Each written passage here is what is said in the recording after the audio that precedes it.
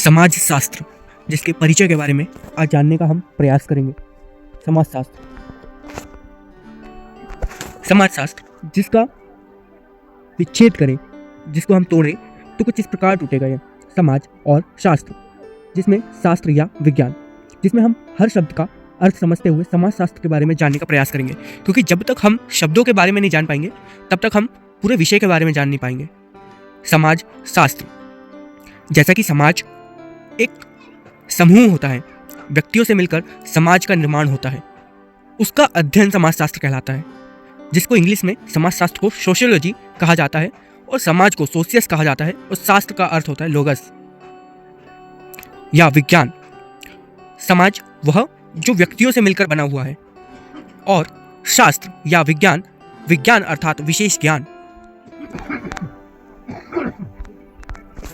अर्थात समाज शास्त्र का अर्थ हुआ समाज से जुड़ा हुआ कोई भी अध्ययन समाज शास्त्र कहलाता है। आगे हम जानते हैं कि 1838 में फ्रांसीसी विद्वान जो थे ऑगस्ट काम्टे, इनके द्वारा इसका सबसे पहले उपयोग किया गया था। जो कहाँ के थे? फ्रांसीसी के थे, फ्रांस के थे। 1838 में समाजशास्त्र के बारे में आगे भी हम जानने का प्रयास करेंगे। ऑगस्ट काम्टे द्वारा समाजशास्त्र को सामाजिक व्यवस्था एवं प्रगति के वैज्ञानिक अध्ययन के रूप में परिभाषित किया गया। यहाँ पर ऑगस्ट काम्टे द्वारा समाजशास्त्र को क्या कहा गया? सामाजिक व्यवस्था एवं प्रगति के वैज्ञानिक अध्ययन के रूप में परिभाषित किया गया है। अब सामाजिक व्यवस्था क्या होती है?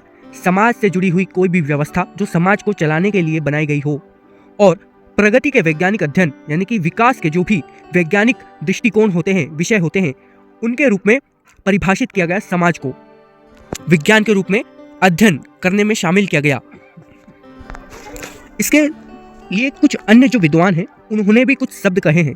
वार्ड के अनुसार समाजशास्त्र समाज का विज्ञान है। इन्होंने एक विज्ञान के रूप में बताया है समाजशास्त्र को। विज्ञान वैसे वो होता है जिसमें फैक्टली बात की जाती है। विज्ञान किसी भी तथ्यों पर आधारित होता है और उसमें वास्तविकता का समावेश होता है। मतलब वास्तव में जो है उसका जो निर्णय होगा उसको प्रैक्टिकल करके उसका निष्कर्ष निकाला जाता है, वही विज्ञान कहलाता है।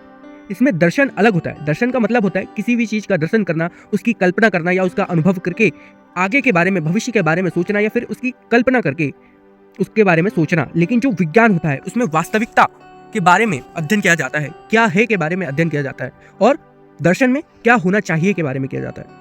अब आगे देखते हैं। ओडम के अनुसार समाजशास्त्र वह विज्ञान है जो समाज का अध्ययन करता है। समाज क्या होता है? व्यक्तियों का समूह या एक ऐसा ग्रुप होता है। कुछ अन्य बिंदुओं पर ध्यान केंद्रित करें तो समाजशास्त्र समाज का विज्ञान है। इसके कौन कौन समर्थक है? समाज का विज्ञान यानी कि समाजशास्त्र जो क्या है? समाज का विज्ञान है। इसके समर्थक है वार्ड, गिडिंग्स, ओडम, समनर, जिन्सबर्ट इत्यादि। और दूसरा बिंदु देखें तो समाजशास्त्र सामाजिक संबंधों का अध्ययन है। सामाजिक संबंध यानी समाज से जुड़े संबंध, जो भी संबंध होते हैं आपस में, वो उसके समर्थक हैं मैकाइवर और फेज, क्यूबर, रोज, ग्रीन इत्यादि। समाजशास्त्र सामाजिक समूह का अध्ययन है। इसके समर्थक है जॉनसन और दुर्खीम। समाजशास्त्र सामाजिक अंतर्क्रियाओं का अध्ययन है। इसके समर्थक है गिलिन, गिन्सबर्ग, सिमेल, पार्सन्स। समाजशास्त्र सामाजिक घटनाओं का व्यवहार एवं कार्यों का अध्ययन है। इसके समर्थक है आगबर्म एवं निम्फोक और सोरोकिन, बेनेट तथा ट्यूमिन। ये केवल अभी संक्षिप्त परिचय है, और भी वीडियोस आती रहेगी। इसमें आगे और भी जानेंगे समाजशास्त्र के बारे में। जैसा कि हम पूर्व में ही जान चुके हैं कि समाजशास्त्र का अर्थ क्या होता है। समाजशास्त्र जो दो शब्दों से मिलकर बना है, समाज और शास्त्र, जिसमें समाज सोशियस और शास्त्र लोगस है। समाज का अध्ययन ही समाजशास्त्र है। इसकी परिभाषा में देखें तो समाजशास्त्र सामाजिक संबंधों के अध्ययन के रूप में है। समाजशास्त्र समूह के अध्ययन के रूप में है। समाजशास्त्र सामाजिक अंतर्क्रियाओं के अध्ययन के रूप में है। समाजशास्त्र समाज के अध्ययन के रूप में है। जैसा कि शुरू में जो बिंदु है उसमें बताया गया है कि समाजशास्त्र सामाजिक संबंधों के अध्ययन के रूप में, मतलब कि समाज के जो भी संबंध हो, एक दूसरे से जुड़ाव क्यों होता है, कैसे होता है, इन सब का अध्ययन करना समाजशास्त्र के अंतर्गत आता है। अब इनको समूह के अध्ययन के रूप में भी देखा जा सकता है समाजशास्त्र को, कि समूह क्यों निर्मित किए जाते हैं, समूह क्यों बनाए जाते हैं, उनकी व्यवस्थाएं क्यों की जाती है, ये सब समाजशास्त्र के अंतर्गत आते हैं। समाजशास्त्र सामाजिक अंतःक्रियाओं के अध्ययन के, कि समाज में कौन कौन सी आपसी क्रियाएं चल रही है आपस में, या समाज के अंदर कौन कौन सी प्रक्रियाएं चल रही है, उनके अध्ययन को समाजशास्त्र के अंदर रखा जाता है। समाजशास्त्र समाज के अध्ययन के रूप में, जो सिंपल है, बिल्कुल समाज के बारे में जानने का प्रयास इसमें किया जाता है। अगला देखते हैं समाजशास्त्र के क्षेत्र। अब कौन कौन से इसमें क्षेत्र हैं? स्वरूप के आधार पर, समन्वय के आधार पर, सह अस्तित्व की भावना के आधार पर क्षेत्र, परंपराओं का अध्ययन, राष्ट्रीय एकता में सहायक, सामाजिक समस्याओं का समाधान, ये कुछ इसके क्षेत्र हैं। स्वरूप के आधार पर जो क्षेत्र है उसमें क्या है कि समाज का कैसा स्वरूप है उसका अध्ययन करना ही इसमें शामिल होता है, और इसमें राजनीतिक या फिर और भी जो प्रक्रियाएं होती है इसमें शामिल होती है। समन्वयात्मक यानी कि समाज में समन्वय स्थापित करना एक दूसरे के भीतर, और सह अस्तित्व की भावना, ये सब समाजशास्त्र के क्षेत्र है। मतलब कि जो समाजशास्त्र इन सबसे जुड़ा है, ये समाजशास्त्र में जुड़े होते हैं। सह अस्तित्व की भावना भी समाजशास्त्र का एक क्षेत्र है। परंपराओं का अध्ययन करना कि किस प्रकार की परंपराएं समाज में शामिल है, और राष्ट्रीय एकता में सहायक, समाज में जो व्यवस्थाएं हैं उनमें देखना कि राष्ट्रीय एकता की कमियां क्या क्या है और उसको निवारण करके राष्ट्रीय एकता को प्रोत्साहित करना समाजशास्त्र का प्रमुख उद्देश्य भी कहा जा सकता है। समाजशास्त्र समाज की समस्याओं को उजागर करके उसमें समाधान करने की कोशिश करता है। इसके विकास में कुछ व्यवस्थाएं या अवस्था दिखाई देती है, जिसमें पहली अवस्था है जिसमें राजनीतिक स्वरूप दिखाई देता है, दूसरी अवस्था में धर्म और दर्शन शामिल होता है, तीसरी अवस्था स्वतंत्र अध्ययन की है, और चौथी अवस्था वास्तविक अवस्था, जो समाजशास्त्र आज वास्तविक स्वरूप में है वह इसकी चौथी अवस्था में आता है। पहली अवस्था किस पर? राजनीति पर आधारित है, क्योंकि जो हम प्राचीन यदि देखें तो जो गतिविधियां होती थी वो राजनीतिक गतिविधियां होती थी, और अधिकतर यूरोपीय देशों में ये गतिविधियां होती थी। यूरोपीय क्योंकि जो उस समय वहाँ पर बहुत सारे विद्वान हुए जो उनके द्वारा इतिहास या फिर साहित्य लिखा जाने लगा, और वहाँ पर जो सभ्यताएं विकसित हुई उनके द्वारा प्रमुख रूप से ये सब व्यवस्थाओं को लिखा गया। वैसे ही पहली अवस्था में राजनीतिक स्वरूप दिखाई देता है, जिसमें पश्चिमी विचारक प्लेटो, अरस्तु जैसे विद्वान शामिल होते हुए दिखाई देते हैं।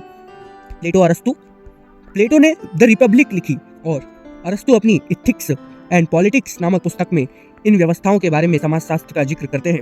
और जो दूसरी अवस्था है धर्म और दर्शन के बारे में इसमें दिखाई देता है। धर्म और दर्शन इसमें शामिल होता है। क्यों? क्योंकि 6वीं से 14वीं सदी तक जो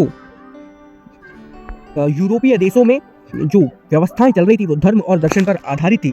वहाँ पर धर्म का बोलबाला था, और जो पोप वर्ग थे वे शासन कर रहे थे, और अधिकतर उस युग में जो सामाजिक व्यवस्थाएं थी उनका संचालन धर्म के आधारित होता था। तो 6वीं से 14वीं सदी तक यह व्यवस्थाएं चली, और थॉमस एक्विनस दांते ये सब प्रमुख विद्वान उस समय शामिल हुए, जिन्होंने उस समय की सामाजिक व्यवस्था में ईश्वरीयता, श्रद्धा और एकता या अन्य ऐसे धार्मिक तत्वों को शामिल किया। तीसरी अवस्था जो आती है हमारी वो स्वतंत्र अध्ययन की। इसमें वैज्ञानिकवाद आ गया, वैज्ञानिक तत्वों को इसमें शामिल किया गया। पहले दर्शन पर आधारित था, यानी कि क्या होना चाहिए, क्या व्यवस्थाएं हैं, क्या आगे कर सकते हैं, ये सब। लेकिन जो स्वतंत्र अध्ययन है या इसमें वैज्ञानिकवाद है, ये पुनर्जागरण के दौरान उसके बाद कुछ समय आता है। इसमें वैज्ञानिक विधियों को शामिल किया जाता है। वैज्ञानिक विधि वो होती है जो एक तरीके से तथ्यों पर आधारित होती है, और उसका पूरा विश्लेषण करके निष्कर्ष निकाला जाता है, और इसमें जो सटीक है उसी पर ध्यान दिया जाता है। इसमें भविष्य की कल्पना न करके जो वास्तविकता है उसका परिणाम इसमें शामिल किया जाता है। इसके जो प्रमुख विद्वान थे उस समय थॉमस और यूटोपिया नामक इन्होंने पुस्तक लिखे। आगे जो अवस्था देखते हैं हम, चौथी अवस्था, अगस्ट काम्टे जो समाजशास्त्र के पिता कहे जाते हैं, इन्होंने समाजशास्त्र को नाम दिया एक सबसे पहले 1838 के दौरान, और उन्होंने उपयोग किया। और फिर इस समय से समाजशास्त्र का उपयोग अध्ययन और अध्यापन के लिए किया जाने लगा, यानी कि उसको पढ़ने और पढ़ाने के लिए समाजशास्त्र विषय को इसमें शामिल किया गया। तो ये थी कुछ अवस्थाएं समाजशास्त्र के विकास की, कि समाजशास्त्र कैसे बढ़ा। पहला स्वरूप था इसका राजनीतिक स्वरूप। दूसरी अवस्था में जब ये आते हैं तो धर्म और दर्शन इसमें शामिल हो जाता है।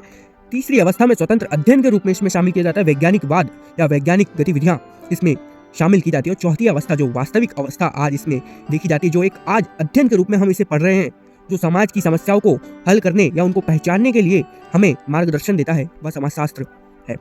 इसका महत्व देख लेते हैं कि इसका महत्व क्यों होता है। तो समाज का अध्ययन किया जा सकता है इसमें। यह हमें एक तरीके से समाज की व्यवस्थाओं के बारे में बताता है, समाज में सुधार करने के लिए हमें प्रेरित करता है कि समाज में क्या क्या परेशानियां चल रही है या समस्याएं चल रही है, उनमें क्या सुधार की आवश्यकता है, यह हमें मार्गदर्शन देता है। सामाजिक समरसता यानी कि समाज में जुड़ाव बनाने के लिए हमें प्रोत्साहित करता है समाजशास्त्र। और राजनीतिक गतिविधियों में भी या राजनीतिक नीतियों के निर्माण में भी ये मार्गदर्शन देता है और हमें बताता है कि समाज का कैसा व्यक्ति जुड़ाव है। भारत में समाजशास्त्र का महत्व क्यों है? क्योंकि भारत में ग्रामीण समस्याएं हैं, ग्रामीण लोगों के लिए यहाँ पर अधिक कार्य किए जाते हैं। औद्योगिक गतिविधियों के लिए इसमें समाजशास्त्र का जुड़ाव, क्या परेशानियां हैं, क्या महत्व है औद्योगिक गतिविधियों का, इन सब में समाजशास्त्र अपनी प्रमुख भूमिका निभाता है। जनजातीय, श्रम आदि क्षेत्रों की समस्याओं का उन्मूलन करता है, यानी कि उसमें सुधार या फिर उन समस्याओं को खत्म करने का प्रयास करता है समाजशास्त्र। और राष्ट्रीय एकता को बढ़ाने में सहायता देता है। तो ये था समाजशास्त्र कुछ परिचय। आगे भी वीडियो आते रहेंगी। जय हिंद, वंदे मातरम।